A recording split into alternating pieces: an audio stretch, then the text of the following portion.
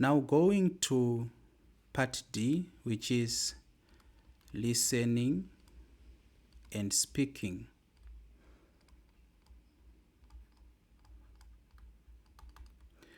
Occupations. So we have to be good listeners. We also have to be good speakers. It's important to learn how to listen, important also to learn how to speak. There are words that have to do with different work areas. You have been given an example of jumbled letters and the correct word formed. Example, bank teller. So here we have NBAK, which is making up bank if we rearrange it. So a bank teller works in a bank. We have an exercise 1.3 where we have to unscramble the jumbled letters to bring out the area in which each worker works. Pronounce the word correctly. So for a mechanic, they work in a garage. We have rearranged this. A doctor, where do they work?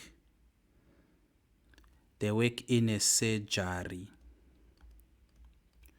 We have arranged these. A hairdresser work in a salon. We have arranged these. A musician works in a studio. We have arranged these.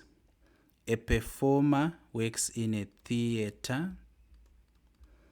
We have arranged this. And a judge works in a court. We have arranged those.